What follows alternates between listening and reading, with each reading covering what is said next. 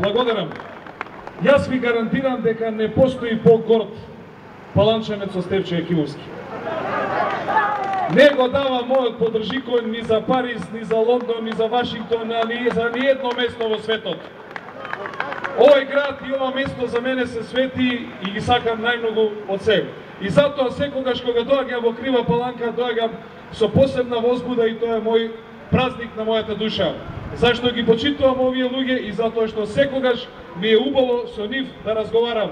Без разлика дали се работи за доктори, инженери, дали се работи за луѓе кои што се стечајци, работници, дали луѓе во планина што чуваат овци, говеда и така натаму. Тоа се моите пријатели, моите земјаци, од тука се моите корени. Почитувани паланчани, јас ќе го почнам моето обраќање со она што го кажа мојот почитуван пријател и генерал, учесник во многу битки овде во Република Македонија, Стојанчо Ангелов, кој што рече дека Никола Груевски е плачко. Не е плачко, туку е плачко над плачковците. Ке ви кажам зошто. Аце Петревски во Охрид 8 години работи со блокиран буџет. Дали овој Никола Груевски некога се праша пре како живее тој град? Како им дава плата на тие во образование? Како купува нафта за градинките? Како ја плаќа таа администрација? Око не му чуе. Значи, пува него пецка. Воопшто не го интересира како тој град живее. Битно е дека тоа е градоначалник од опозицијата и ако сака цел град нека потоне во Охридското езеро. Аце ни Офни Леле се бори како Тарзан цели 8 години против овој ненароден режим. И уште повеќе притискаат врз него. Ние овој пат сакавме, 5 години му дадовме да си го крои буџетот така како што сака и да троши така како што си сака, тој, неговата мајка и неговите братучени, кумови и кумашени да се ги кројат народните пари.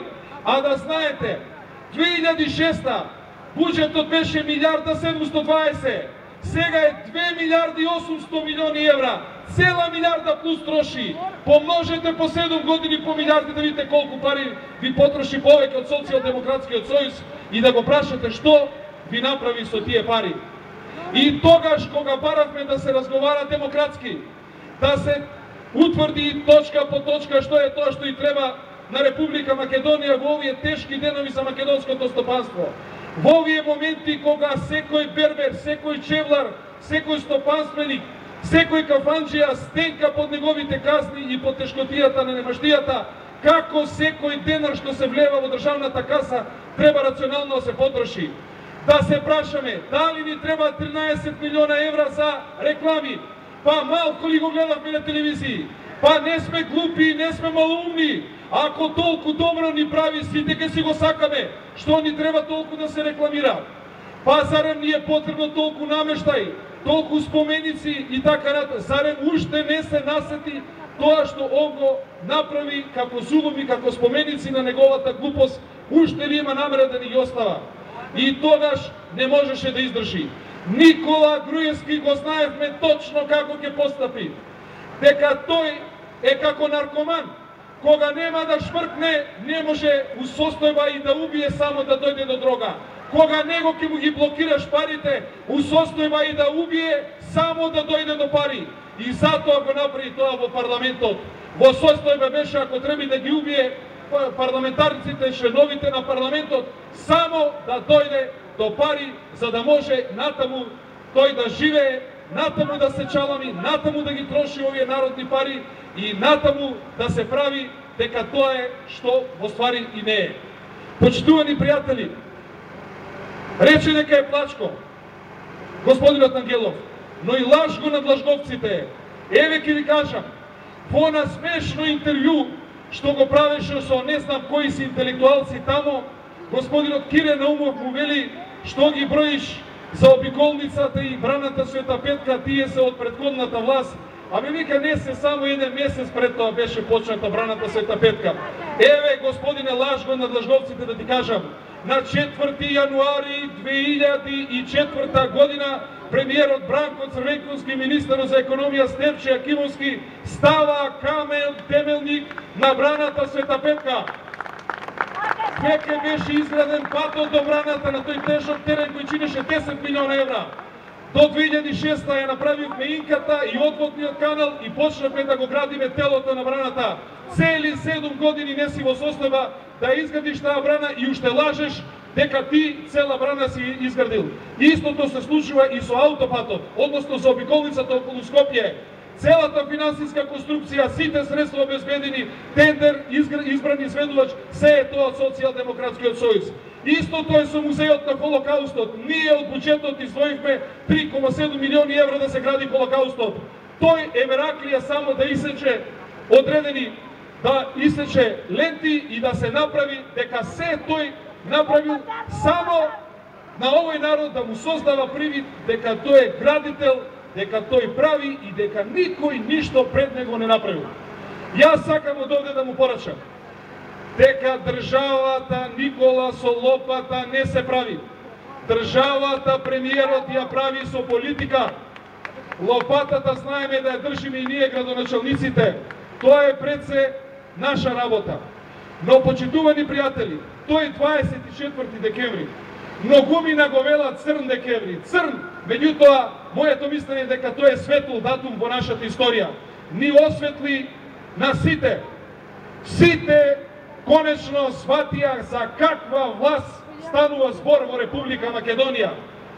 На сите ни стана јасно дека тој не сака воопшто да постои демократија во Република Македонија. Воопшто не сака да има диалог, дека тој е спремен со сила, ако не ќе некој милум, тогаш со силум да ги спроведе своите политики. Им стана јасно и на новинарите дека тој нив им треба само толку колку што им треба.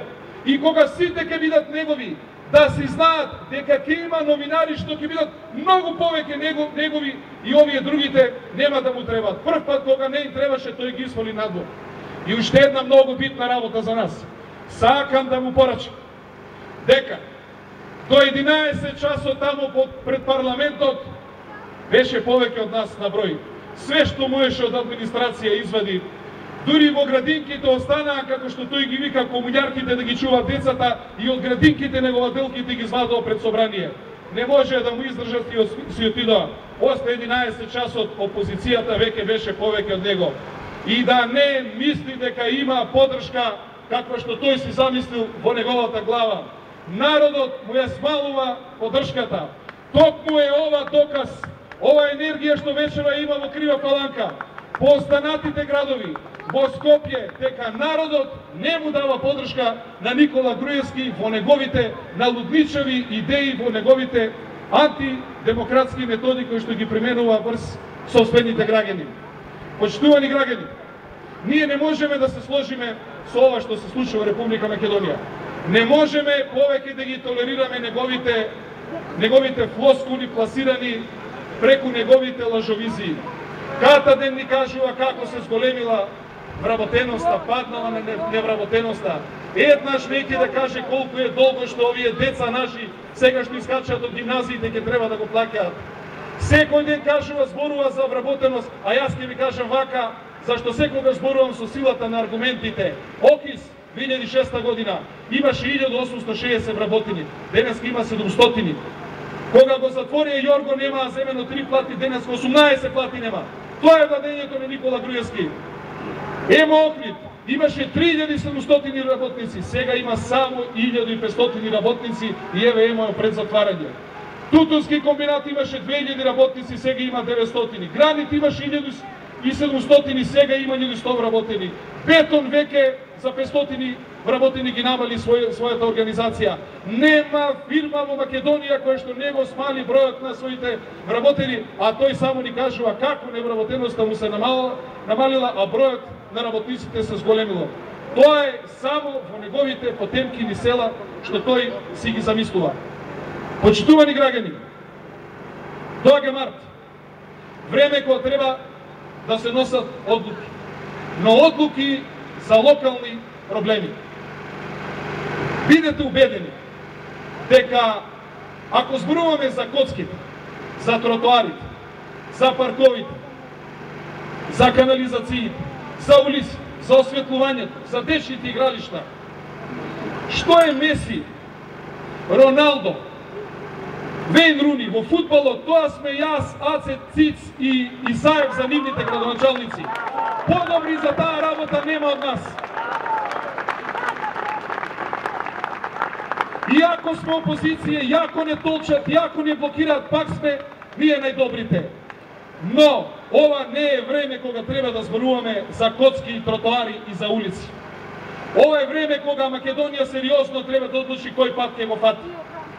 Ние не можеме како граѓани да се сложиме натаму, да имаме еднопартиска полиција, да имаме еднопартиско обвинителство, да имаме еднопартиски истражни органи, да имаме еднопартиски основни апелациони врховни судови, да имаме и Републички судски совет еднопартиски, да имаме еднопартиски медиуми, да немаме демократија, да е суспендиран уставот, затоа што уставот вели дека Република Македонија е парламентарна држава. Тој денеска го суспендира уставот и тоа е тој што направи државен удар во парламентот, бркајќи ги пратениците од опозицијата надвор од парламентот. Ние немаме насила да влеземе во парламентот, ниту во владата како што тој кажува и како што тој се спремаше. Ние немаме насила да го бутнеме него. Немаме намера.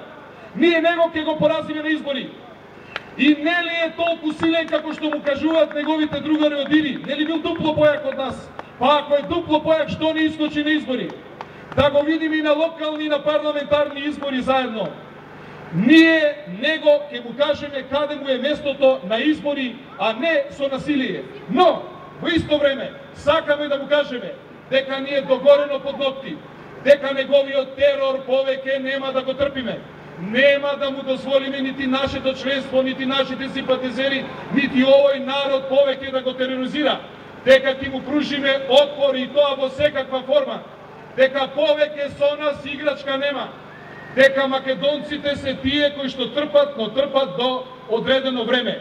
И затоа, нека си го стави прстот на главата, затоа што од оваа ситуација во кој што тој сам не внесе со неговите брутални методи, со неговото брутално однесување, со неговиот терор што ни го наметнува и со стравот во коски што го набива на секој граѓанин, повеќе не може да издржиме. Ево овие 1000 луѓе овде вечерва кажуваат не, ние не се плашиме. Ние јавно сакаме да ти го покажеме своето лице, дека не ти се плашиме и дека се повеќе ќе бидеме секоја вечер.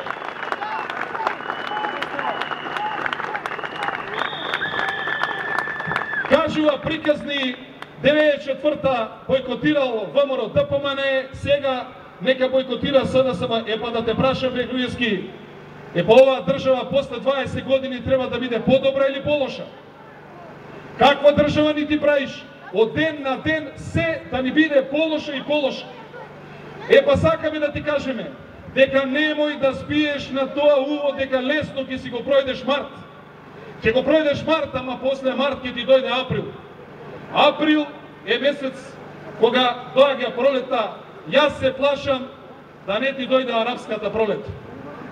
Затоа, додека опозицијата те повикува да разговараме преку јазикот на диалогот, да разговараме со силата на аргументите и разрешница во оваа држава да има на демократски начин, а демократскиот начин тоа се избори, предвремени и парламентарни и локални избори, и народот нека одлучи сака да го толерира и да го трпи овој режим кој што е диктаторски или сака да си воспостави држава за каква сонуваше уште во 92 година Република Македонија да биде слободна, демократска и просперитетна држава.